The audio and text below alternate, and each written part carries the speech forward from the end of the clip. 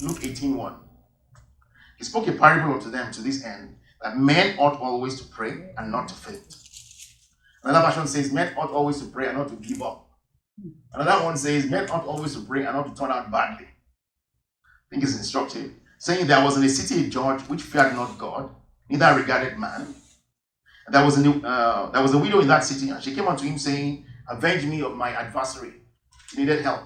And he would not do it for a while, but afterward he said within himself, though I fear not God, I do not regard man. Yet because this widow troubles me, I will avenge her, lest by her continual coming she wears me out. Look at verse 6. I think verse 6 is key. And the Lord said, did you hear what the unjust judge said? Emphasis. Did you hear? I will circle that in my Bible. Did you hear what the unjust judge just said? So the unjust judge is a bad man, the worst kind of politician you can think of, a godless man.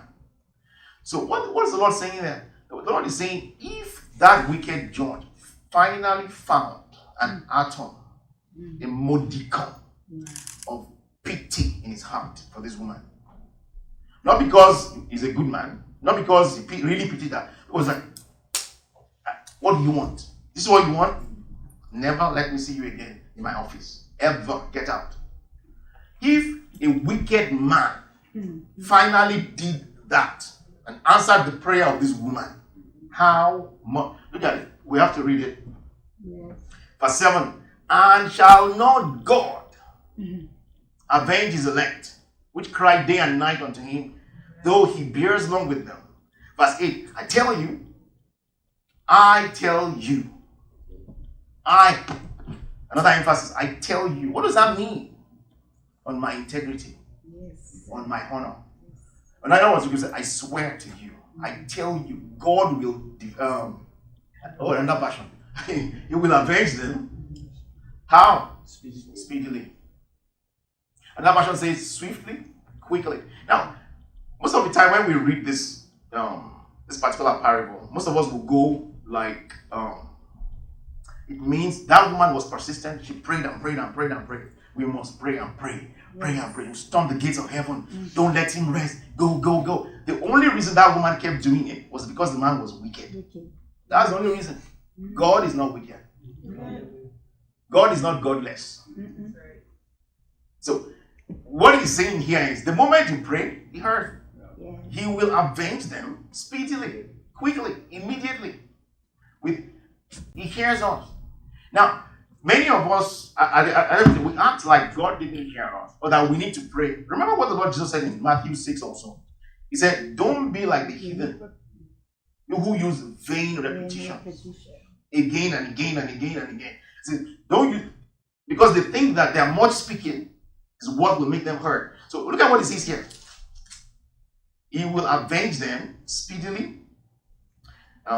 Nevertheless, when the Son of Man comes, shall he find faith on the earth? So, I want to tell you what some other versions say. Look at verse 7. Let's back up to verse 7. Shall not God avenge his elect, which cry day and night unto him? Look at that latter part, which says, though he bears long with them. Some people can think that, it's easy, looking at the King James, can think like, well, it says he might bear long with them. In other words, he might not answer your prayer immediately. That's not what it says. Let me tell you what some other translations say. The ESV, English Standard Version, says, will he keep putting them off? Another one says, will he delay? Another one says, is he slow to help them? The moment you pray, God answers instantly. Why will he hold on? Why? So what I'm saying is this. There's a big picture I'm trying to paint here. Our perception of God's goodness is what the Lord Jesus has been trying to attack here, or to deal with here. So, if you look at the one we read in Luke 11, where he said, how much more? If you which of you as fathers, your children will ask food for you, you're going to give them a stone, a snake, a scorpion. How much more your heavenly Father? In other words, he's trying to correct our perception of God's nature and God's character. That's what he's trying to deal with. Not just that. Let me take you to Matthew 6. I want to portray this point. I'm going to come back here. I need to. Matthew 6. Let me take thought for raiment. Consider the lily of the field, how they grow, they toil not, they do not spin. Yet I say unto you that even Solomon in all his glory was not arrayed like one of these. Therefore, if God so clothed the grass of the field, which today is, and tomorrow is cast into the oven, shall he not much more clothe you, O ye of little faith? In other words, your perception of God's character, your perception of God's nature. Therefore, take no thought saying, what shall we eat? And then it goes on and on. The same thing in Luke chapter 18. If you go back there, please. Luke 18. Shall not God avenge his elect, or answer the prayer of his elect, which cry day and night unto him? Though he bears not with them, I tell you, he will avenge them speedily.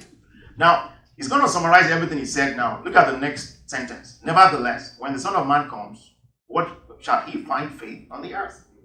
In other words, your perception of God's nature, God's goodness, there's one word to summarize it: faith. That's exactly what he's saying. He is not saying that there will be Christians on the earth when he comes. He's just saying what kind of perception of God's nature will people have at that time. In other words, people who say that God tried to destroy Brazil because they mocked him don't understand God's nature. God does not do evil. God does not do evil. So, our perception of God's nature. When in Matthew 6, we just read it, it said, look at the birds of the air. They fly, they don't gather, they eat, God feeds them. How much more you, O ye of little faith? In other words, faith is how we perceive God, God's goodness, God's character, God's nature, what he will do, what he will not do. And this is what is back of faith. Let me